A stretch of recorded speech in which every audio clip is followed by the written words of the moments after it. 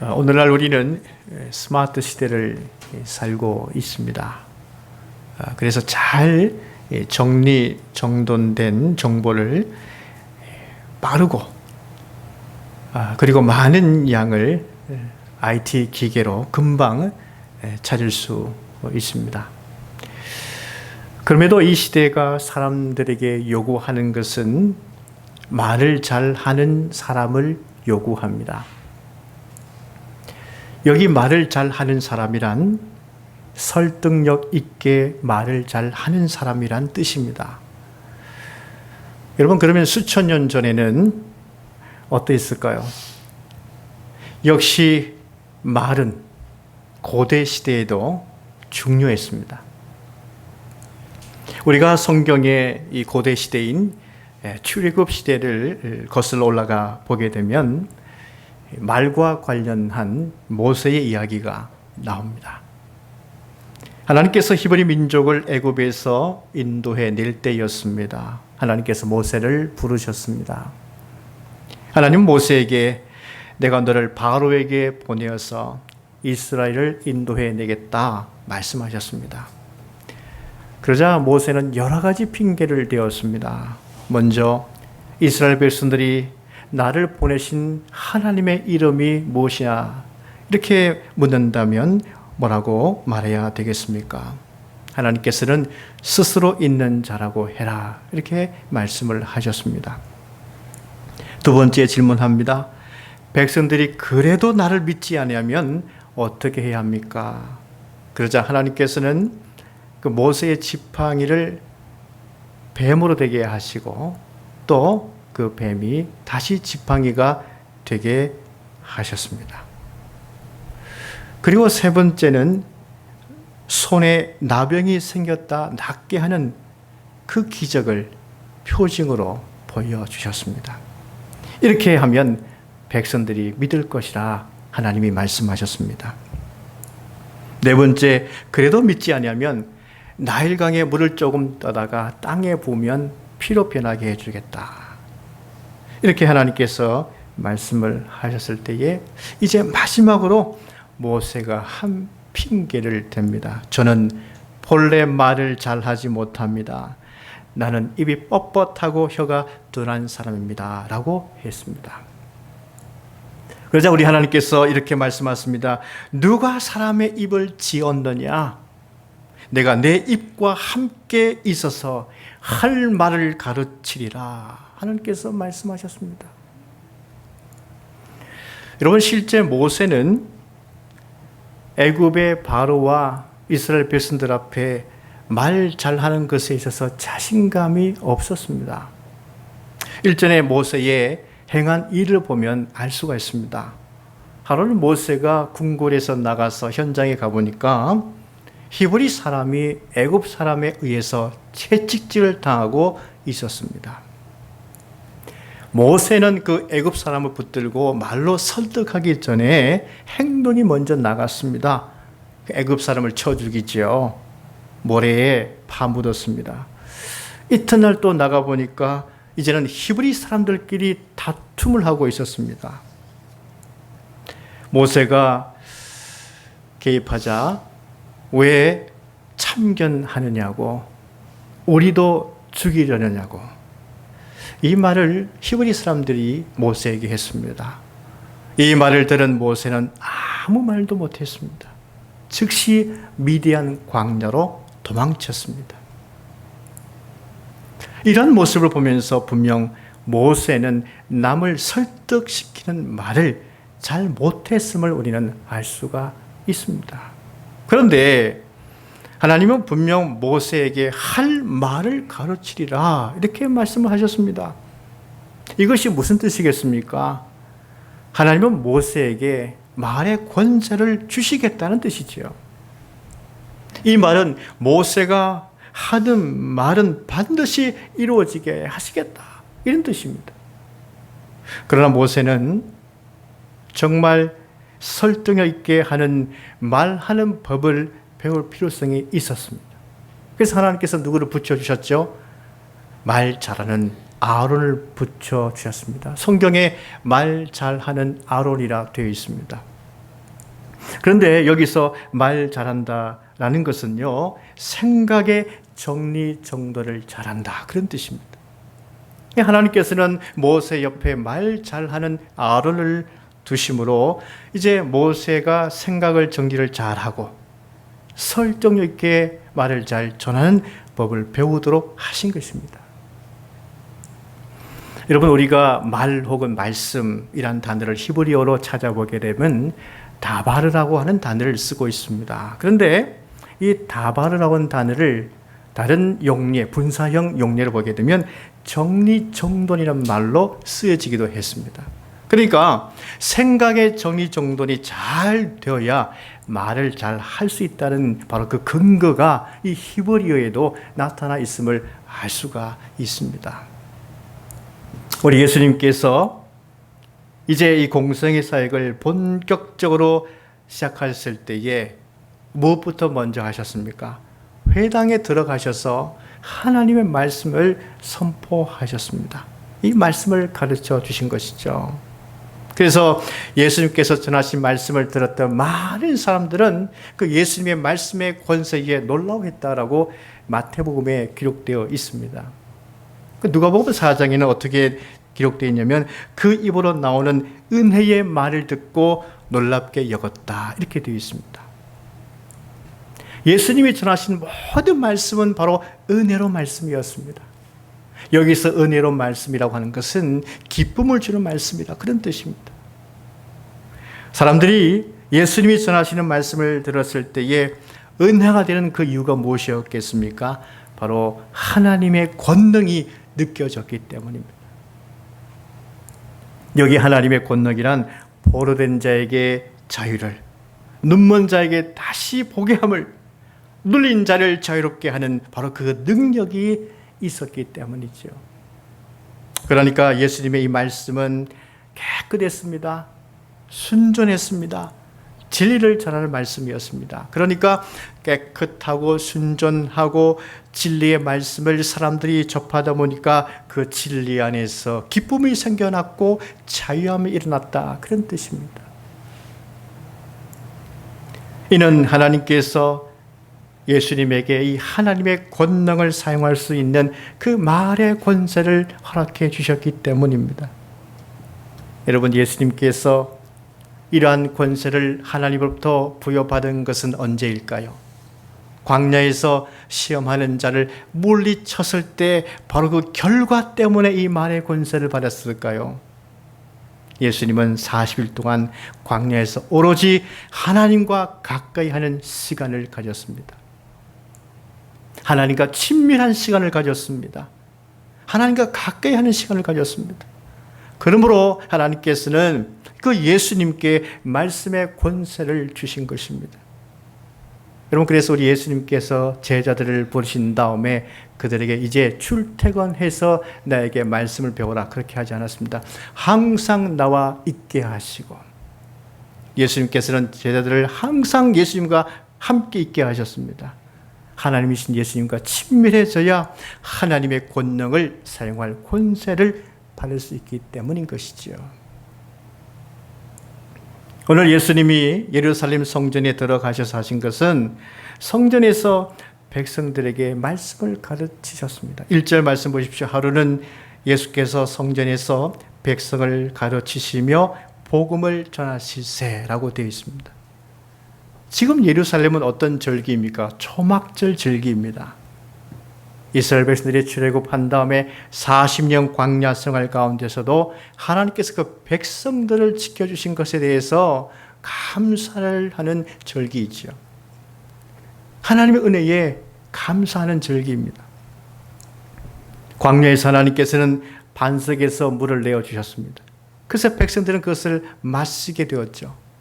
그것을 기념하여 이 절기 때는 실로 앞 연못에서 물을 길어와 제단에 물을 붓습니다. 그리고 그 초막절 마지막 날을 큰 날이라고 정합니다. 큰 구원의 날로 지키죠. 그때엔 주여 구원하옵소서, 이렇게 하나님께 소리치면서 사죄의 은총을 찬양하는 것으로 마무리합니다. 이러한 초막절 절기에 예수님께서는 성전에서 그 하나님의 구원의 은혜가 얼마나 큰가를, 그 의미를 다시 말씀으로 가르쳐 주시는 것이죠. 그리고 복음을 전파하시는 것입니다. 인자가 이 백성들을 죄에서 구원할 자로 이 땅에 왔다. 그리고 그 백성들의 모든 죄를 사하기 위해서 이제 내가 십자가의 길을 걸어가고 있다. 십자가를 치러 이제 순환의 길을 곧 들어가게 될 것이다. 십자가 복음을 그들에게 가르쳐 주신 것입니다. 예수님이 전하시는 말씀은 권위 곧 권세가 있었습니다. 성전에서 듣는 사람들이 그것을 느낄 수 있었습니다. 그리고 옆에 있었던 대제사장들과 서기관들도 그것을 함께 느낄 수 있었습니다. 그래서 그들이 예수님께 가까이 와서 묻습니다. 2절 말씀 보십시오. 말하여 이르되 당신이 무슨 권위로 이런 일을 하는지, 이 권위를 준 이가 누구인지 우리에게 말하라. 여러분, 지금 이 대제사장들이 중요하게 사용하는 말은 무엇입니까? 권위라고 하는 말을 쓰고 있습니다. 그들이 예수님의 행동을 보고 왜 이렇게 하느냐 이렇게 말하지 않았죠. 무슨 권위로 이런 일을 하느냐 이렇게 물었습니다. 이 말은 이 대제사장들의 관심은 권위에만 있습니다. 권위에 관심을 가지고 있다는 그런 뜻이죠. 그런데 이 권위란 말은 권세와 같은 말입니다. 성경에는 권위란 말도 쓰고 권세란 말도 씁니다. 같이 쓰는 겁니다. 근데 이 권위와 권세, 이 헬라어로 찾아보게 되면 엑수시아라는 단어를 쓰고 있습니다. 엑수시아. 근데 이 엑수시아를 분석해 보면 에크라고 하는 단어와 우시아라는 단어 합성어입니다. 여러분, 이 에크라고 하는 단어는 무엇으로부터 왔다 그런 뜻입니다. 우시아란 말은 본질이란 뜻입니다. 그러니까 권위와 권세는 바로 본질로부터 온다 그런 뜻입니다. 여러분, 교회의 권세는 어디서부터 오는 것입니까? 교회가 교회의 본질을 따를 때에 교회는 권세가 생긴다는 것입니다. 교회의 본질은 무엇입니까? 예수 그리스도로 충만해지는 것이 교회의 본질인 것입니다. 그리스도인의 권세도 마찬가지죠. 그리스도인의 권세가 세상 많은 조건을 갖고 있다고 해서 그리스도인의 권세가 생기는 것이 아닙니다. 그리스도인의 권세는 그 본질인 예수님을 따르며 예수님의 말씀으로 돌아갈 때에 그리스도인의 권세가 생기는 것입니다. 그러므로 권세의 본질은 무엇입니까? 하나님이십니다. 모든 권세는 하나님께로부터 오는 것이기 때문인 것이죠. 예수님의 말씀을 가르치실 때에 듣는 사람들이 은혜를 받았습니다. 그것은 말씀을 전하시는데 그 하나님의 권세가 느껴졌기 때문이죠. 그 이유가 무엇입니까? 예수님께서는 그 하나님의 권능을 지금은 사용하고 있기 때문이죠. 실제 그래서 예수님께서 말씀의 권세로 말씀을 사용하실 때에 그래서 사람들이 그 예수님의 말씀을 의지하니까 그 말씀대로 이루어지는 역사가 일어났습니다. 베드로가 말씀을 의지했습니다. 그물을 내렸습니다. 그 그물로 많은 고기를 잡았습니다. 말씀대로 병든 자가 치료를 받았습니다. 말씀대로 죄인이 죄사함을 받았습니다. 예수님께서 하나님의 권능을 사용하시기 때문에 이렇게 말의 권세가 나타나게 된 것입니다. 그래서 여러분 잘 들으십시오. 권위 혹은 권세란 말은 하나님의 권능을 사용할 사용권을 부여받았다 그런 뜻입니다. 지금 예수님이 하나님의 권능을 받아서 권세 있게 말씀을 전하는 것은 앞으로 이 제자들도 이와 같이 하나님의 권능을 사용할 권세를 부여받을 수 있다는 사실을 보여주시는 것입니다. 실제적으로 누가복음 10장 말씀을 보게 되면 그 예가 나오죠. 우리 예수님께서 70인 전도대를 세워서 보냅니다. 예수님께서는 그들에게 하나님의 권능을 사용할 수 있는 그 권세를 부여하시죠. 그래서 제자들은 실제로 각 동네에 가서 복음을 전파하는데 악한 귀신들이 항복하는 것을 경험했습니다. 제자들은 그것이 너무 기뻤습니다. 그래서 이 제자들이 예수님께 돌아와 그 기쁨으로 보고를 했습니다. 그래서 예수님께서 뭐라고 말씀하셨습니까? 귀신이 항복하는 것을 기뻐하지 말고 너의 이름이 하늘에 기록된 것으로 기뻐하라. 이렇게 말씀하셨습니다. 왜 이렇게 주님께서 말씀하셨을까요? 하나님께 가까이 하고 하나님과 친밀해지고 얼마든지 하나님이 사용할 만한 깨끗한 그릇으로 준비만 되어 있으면 하나님은 그 하나님의 권능을 사용할 수 있도록 얼마든지 권세를 부여하신다. 이런 차원에서 예수님이 말씀하신 것입니다. 그러므로 앞으로 제자로 살아갈 때 항상 하나님과 가까이 하라. 하나님과 친밀한 사귐을 가져라. 그러면 얼마든지 이러한 권세를 하나님께서 부여하신다. 이런 차원에서 주님이 말씀하시는 거예요. 예수님의 이 말씀은 그래서 이 사람이 중요하다는 뜻입니다. 여러분, 이 사람이 어떠하냐에 따라서 광야에서도 그 하나님의 권능으로 반석을 명하여 물을 낼 수 있는 모세와 같은 사람으로 쓰임받을 수 있습니다. 모세가 이스라엘 광야 40년을 이끌 수 있었던 것은 모세 자체의 능력 때문이 아니었습니다. 여러분, 모세는 항상 백성들에게 원망을 받았습니다. 비난받았습니다. 공격을 받았습니다. 어떤 면에서는 그런 리더십이 없었습니다. 지도력이 없었어요. 그렇게 많은 비난과 공격을 받을 수 있겠습니까? 완벽하지 않았다는 뜻이에요. 할 수 있는 것이 아무것도 없었습니다.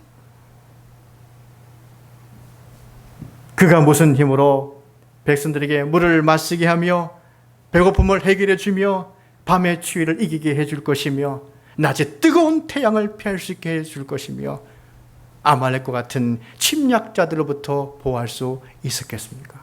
모세 자체는 아무것도 할 수 없는 존재였습니다. 그런데 그가 그 일을 감당할 수 있었던 것은 하나님과 대면한 모세였기 때문입니다. 분명히 하나님과 대면한 모세라고 성경에 기록되어 있습니다. 그 말은 무슨 뜻일까요?